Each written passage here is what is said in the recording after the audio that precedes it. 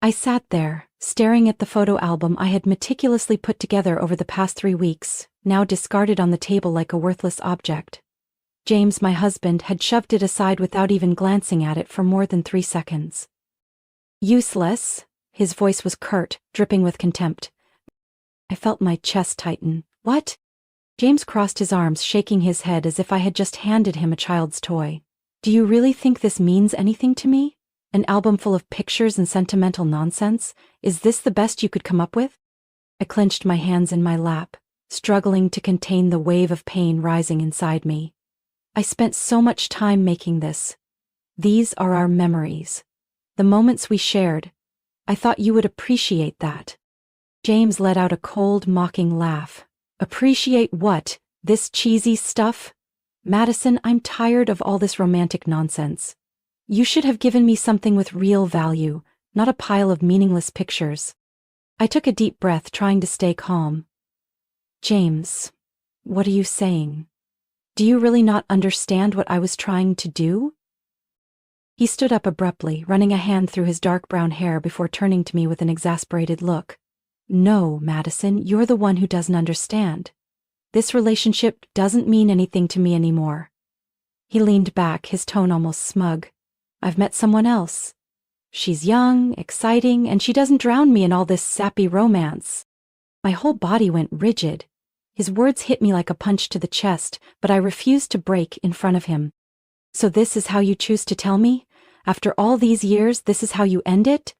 My voice shook, but it didn't crack.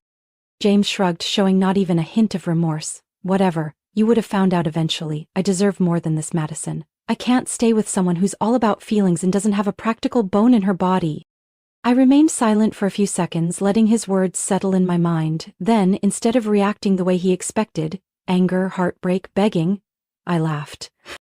It was a genuine laugh, free of bitterness or pretense, so real that James frowned. What's so funny? He looked at me with suspicion. I stood up, gently picking up the album. You really have no idea what you just threw away, do you? I flipped to the last page, pulling out a carefully folded document. James squinted at me. What are you talking about? I unfolded the paper and held it up in front of him. Here, the deed to a $2 million vacation home that I bought.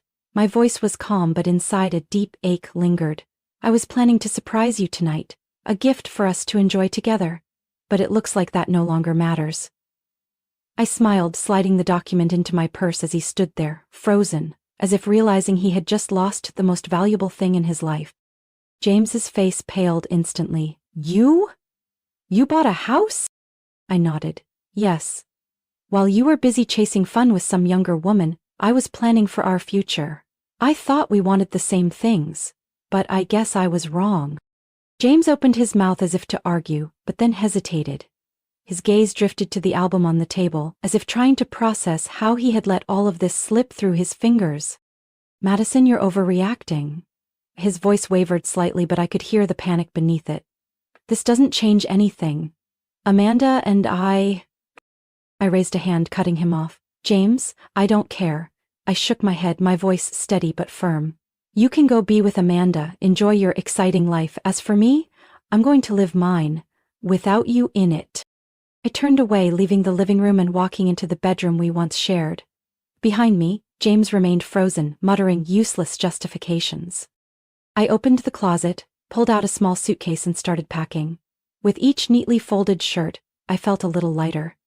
The years I had spent trying to please a man who never truly valued me were finally coming to an end. When I walked back into the living room, James was standing near the door, still looking bewildered. Are you really leaving? He asked, as if he couldn't believe what was happening. I nodded, stepping past him without hesitation. Yeah. James scowled. You're acting like a child, Madison. You're going to regret this. I paused at the doorway, glancing back at him one last time. Maybe. But at least I won't regret staying. Then I opened the door and walked out. The cool night air wrapped around me, carrying a sense of freedom I hadn't felt in years. And for the first time in a long time, I felt like I was finally reclaiming myself. I stepped out of the house, closing the door behind me without looking back. For the first time in years, I felt like I had truly taken control of an important decision, a decision not to please anyone else but to free myself. I drove straight to Vanessa's house, my best friend since college. She was the one person I knew wouldn't judge me or ask unnecessary questions. When I rang the doorbell, Vanessa opened the door almost immediately, her eyes scanning my face before raising an eyebrow. What did James do this time? I let out a long breath. Can I come in? Of course. She stepped aside, letting me in. It took me less than 5 minutes to recount everything. The discarded album, the cruel words, and finally James shamelessly declaring that he had someone else. Vanessa nearly dropped her glass of water when she heard that part. Let me get this straight. He called you useless, then dumped you for a younger woman while you had just bought a vacation home as a surprise for both of you? I nodded, taking a sip of the tea she had just handed me. Vanessa crossed her arms, narrowing her eyes. James is an idiot. I mean, not just heartless, but completely short-sighted. Did he really think he could just toss you aside without consequences? I shrugged, the sting of betrayal beginning to dull. He never imagined I'd leave before he could set the terms. Vanessa smirked. That's exactly why you need to make sure he realizes how stupid he is. I knew she was right, but I had no intention of engaging in a dramatic showdown. I didn't want to get revenge on James in some loud or theatrical way. I wanted him to face the consequences of his own choices, and I knew exactly how to make that happen. 2 days later, James called. I had expected this, but I didn't think he'd call so soon. When I saw his name flashing on my screen, I simply smiled and declined the call. 10 minutes later, a text popped up. Madison, we need to talk. I put my phone down without responding. An hour later, another message arrived. Do you really think you can just leave without an explanation? We've been together for years. I laughed. The irony was almost too much. Just days ago, James had stood in front of me, confidently declaring that I no longer held any value in his life. That evening, as I lounged on Vanessa's couch, my phone buzzed again. A video call. He still hasn't given up? Vanessa asked, leaning back with a glass of wine in her hand. I shook my head and decided to answer this time. James' face appeared on the screen. He didn't look like he'd slept well for the past 2 nights. Madison, what the hell are you doing? He asked, his voice carrying a hint of frustration. I raised an eyebrow. Doing what? You disappeared. You're ignoring my messages, not calling back, not telling me where you are. I shrugged. You left me, James. What did you think I would do? Beg you to come back? James opened his mouth to argue but hesitated. That's not what I meant. He sighed. I've been thinking a lot. Maybe I overreacted. I narrowed my eyes. Overreacted? James ran a hand over his face. Okay, I was wrong. But that doesn't mean everything between us is over. We can talk, figure this out. I let out a soft laugh, but there was no warmth in it. No, James. There's nothing to figure out. You made your choice and now you have to live with it. I saw his jaw tighten. Madison, you're overreacting. This was just a mistake. I held up a hand, cutting him off. Your mistake wasn't what happened that night, James. It was the way you treated me for a long time before that. You thought I would always tolerate your condescension. But you were wrong. His expression shifted from frustration to something closer to panic. Madison, I slowly shook my head. There's nothing left to say. I hung up, leaving James to drown in his own chaos. Vanessa whistled, raising her glass. Flawless execution. I smirked, lifting my glass to clink with hers. I knew from this moment on James would realize that he hadn't just lost me, he had also lost the control he once thought he had, and I would never look back. Leaning back into the couch, I stared at my phone screen after the call ended. James wasn't going to give up easily. I knew him too well. A man as self-important as James couldn't stand the idea of losing something he had once taken for granted. But that was no longer my problem. Vanessa took a sip of her wine, her sharp eyes watching me over the rim of her glass. So, how long do you think it'll take before he tries to win you back? I shrugged. Not long. A week, maybe less. Then let him stew in it. Vanessa smirked, leaning back. I bet by the time he realizes you're no longer there to feed his ego, James will lose his mind. I didn't disagree. But I also had no interest in wasting my time predicting his next move. I had an entire life ahead of me to rebuild. 3 days later, while standing in line at a cafe near my old office, my phone buzzed again. No surprise, James. I didn't answer, but a text followed immediately after. Madison, I know you're angry, but you can't just ignore me like this. I sighed, turning off my screen. But before I could place my order, a familiar voice sounded behind me. Madison? I froze. Slowly turning around, I saw James standing there, wearing the same suit I had once picked out for him, though it looked more disheveled than usual. We need to talk. His voice was steady, but his eyes betrayed his unease. I crossed my arms.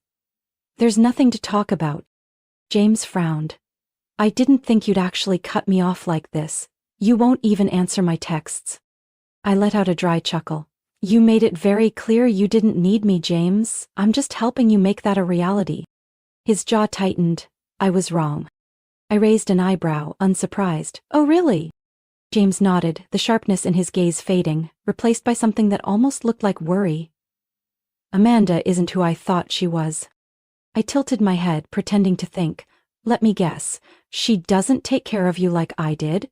She doesn't remind you to schedule your checkups. She doesn't remember what you like to eat, and most importantly, she doesn't have a vacation home to gift you. James's face paled. I smiled. You've figured it out now, haven't you, James? It was never about wanting a partner. You just wanted someone to orbit around you, doing everything for you without asking for anything in return. James opened his mouth, but I held up a hand. Don't bother making excuses, I don't care. Turning on my heel, I walked out of the cafe, leaving James standing there with the expression of a man who had just realized he had lost everything he once thought would always belong to him. That night I returned to Vanessa's apartment, sinking into the couch with a feeling of relief, unlike anything I had felt before. I was right, wasn't I? Vanessa asked, scrolling through her phone. More than right, I laughed. James hit a reality check.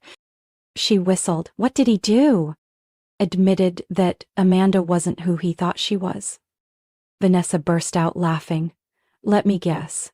She was only interested in the flashy appeal, and once James had nothing worth holding on to, she bailed. I nodded. I had no intention of wasting another second on him. Vanessa tossed a pillow at me. And you don't have to. You've come this far, and I'm damn proud of you. I smiled, warmth spreading through my chest. 2 weeks later, I received a call from my lawyer. I've reviewed the documents. With the financial records and marital status evidence, Madison, you have a strong advantage in the divorce proceedings. Hearing that, I could only smile. Let's move forward, I replied, my voice calm and unwavering. James once thought I would always stand behind him, waiting for recognition that would never come. But now, I wasn't just stepping out of his shadow. I was building a life of my own, free from any ties to the past. As I signed the final papers ending our marriage, I felt no regret. There was only one overwhelming emotion filling my chest. Freedom. I sat at my desk, looking at the list of missed calls on my phone screen. 16 from James. I sighed, setting my phone down without bothering to check the messages. He still hadn't given up. It had been nearly a month since I walked away from the home we once shared, and James seemed to be unraveling. At first, his texts carried the usual tone, commands, demands, attempts to reassert control. But as I ignored him, his messages became scattered, more desperate. Madison, you can't do this to me. We can fix this. You're being unreasonable and you know it. Please, talk to me. Each message was proof that James had never truly believed I could leave him. But that no longer mattered. I had made my decision. The next day I had a meeting with my lawyer. James is still trying to contact you? Mrs. Carter asked, scrolling through her laptop as she glanced over the file in front of her. I nodded. Calls, texts, he even showed up at a cafe last week looking for me. She frowned. Would you like me to file a restraining order? I thought about it for a moment, then shook my head. I just want the divorce finalized as soon as possible. If we can get everything done before he tries any more stunts, I'll feel better. Mrs. Carter nodded, ever the professional. Then, I'll push the process forward. With the assets in your name and the current state of the marriage, you have a strong advantage. I'll have the divorce papers sent to James next week. I smiled, a wave of relief washing over me. Perfect. That evening, I received a message from an unknown number. Madison, this is Amanda. I think we need to talk. I frowned. Amanda? The woman James had left me for. Why was she texting me? A minute later, another message appeared. I was wrong about James. He's not who I thought he was. And I think you should know a few things. I couldn't deny the curiosity stirring inside me, but instead of responding right away, I sent a message to Vanessa. Amanda just texted me she wants to meet. Less than a minute later, Vanessa called. Oh, now this is a plot twist. I smirked. I don't know if I should meet her. Madison, you've already won. James is falling into the hole he dug for himself, and Amanda, I bet she's trying to escape before it's too late. I sat in silence, thinking. Then, out of curiosity, I replied, I'll meet you, Main Street Cafe 3 p.m. tomorrow. Amanda responded almost instantly. Thank you. I'll be there. The next day, when I walked into the cafe, Amanda was already seated, looking far less confident than the last time I had seen her. I pulled out a chair, crossing my arms. So, what do you want to talk about? She sighed, stirring the coffee in front of her. I was wrong about James. He's not who I thought he was. I raised an eyebrow. I know. Amanda let out a short, humorless laugh. You don't have to mock me. I deserve it. I said nothing, waiting for her to continue. She took a deep breath. James, he can't get over you. He says he regrets everything, that leaving you was the biggest mistake of his life. I shrugged. That's his problem, not mine. Amanda nodded. I know, but you should know that he's not just regretful. He's trying to find a way to get you back. I stared at her. What do you mean? Amanda tightened her grip around her coffee cup. James said he'll do whatever it takes to get back what he lost, and I don't know how far he'll go. A chill ran down my spine. James had never been someone who accepted defeat, but I had never been someone who backed down easily. I stood up, looking at Amanda. Thanks for telling me. She nodded. Be careful. That night, when I returned to Vanessa's apartment, I changed the locks. The next day, I received a message from my lawyer. James has received the divorce papers. He's not happy, but he has no choice but to sign. I set my phone down, a deep sense of relief washing over me. James could regret it, he could try to manipulate the situation, but it was too late. I was gone, and I was never looking back. I walked out of the law office feeling lighter than I had in years. James had signed the papers, and the final steps of the process were being completed. It was over. I was no longer tied to the past.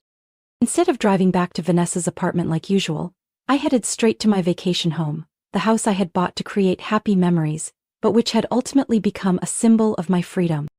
For the first time, I realized something. I wasn't just living, I was truly enjoying life. A few weeks later, as I was organizing my home library, Vanessa called. Have you had enough of relaxing yet? She asked, her voice teasing. I laughed. What do you mean? I mean, you've spent a month unwinding, but I know you're not someone who can sit still for too long. So what's next? I looked out at the calm lake, considering her question. She was right. I couldn't stay in this quiet retreat forever. I had escaped my past, but now it was time to build my future. I want to start over, I said, determination filling my voice. I want to build something of my own without anyone else's influence. Vanessa sounded intrigued. Do you have an idea? I smiled. I do, and I think it's time to make it happen. A week later, I returned to the city and walked into the office building where I once worked, but this time I wasn't an employee. I was here to meet with a potential investor for my new venture, Madison & Co. Consulting. I had spent countless nights thinking about this. After years in the consulting industry, I had seen too many talented individuals stuck in companies that failed to recognize their worth, just like the way James had once dismissed me. I wanted to create a space where people like me could thrive without needing validation from anyone else. The meeting went better than expected. As I presented my vision, I could see the excitement in the investor's eyes. Madison, I love how you've structured this idea, he said as I finished my presentation. I believe we can work together to bring this to life. I held my breath. You really think so? He nodded, offering an encouraging smile.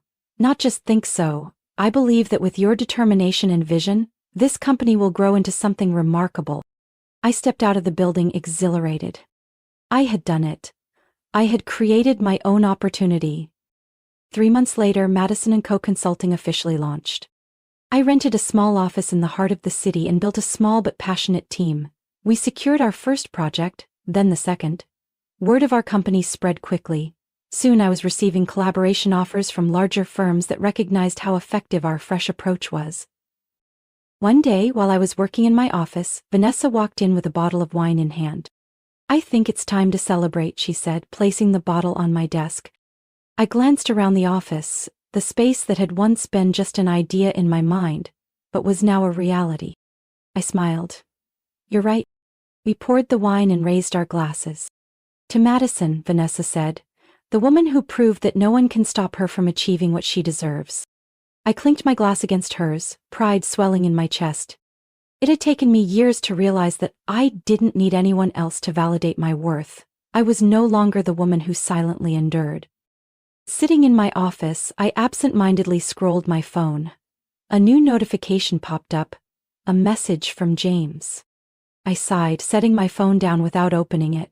Ever since I walked away and started my own company, James had been relentless in trying to reach me. Calls I refused to answer, messages I ignored. At first, he tried to act indifferent, using the same familiar tone of someone who still believed he had control. "Madison, we should meet. You know I'm not a bad guy, right?" But when I didn't respond, the messages grew longer, more desperate. I was wrong. "But you can't just shut me out like this." The last time I saw James was 3 weeks ago when I accidentally ran into him at a business event. He looked worn down. His once neatly styled hair was now unkempt and his suit no longer pressed to perfection. When he saw me, James opened his mouth as if to say something, but I simply offered a polite smile and walked away. I was far beyond the days of caring what James thought. One late afternoon, as I was reviewing the latest project list for Madison & Co. Consulting, an unexpected email appeared in my inbox. Speaking invitation for the National Women's Leadership Conference. I frowned, opening the email. "Dear Madison, we have been following your journey and are deeply impressed by how you built your business after overcoming personal challenges. We believe your story could inspire thousands of women seeking the courage to change their lives. We would be honored to have you as the keynote speaker at this year's conference." I leaned back in my chair, reading the email again. They wanted me, a woman who had once been overlooked, cast aside, to stand before hundreds of people and share my story. I picked up my phone and dialed Vanessa. "I just got invited to speak at a conference." She let out an excited squeal. "Are you serious? Where? When?" "At the National Women's Leadership Conference. They want me to share my journey." I heard the creak of a chair on the other end of the line, followed by Vanessa's excited voice. "Madison, you cannot turn this down. You've done something incredible. Now it's time for you to tell that story." I took a deep breath. "I'll do it." The day of the speech arrived faster than I expected. As I stood backstage, peeking through the curtain at the packed auditorium, I felt my heart beat a little faster. I had once been a woman without a voice in my own life, and now, here I was, about to tell the world exactly who I was. The host stepped onto the stage, introducing me with an energetic voice.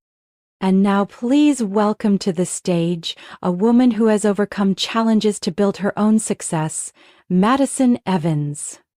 Applause filled the room as I stepped forward. I took a deep breath, looking out at the hundreds of faces waiting for me to speak.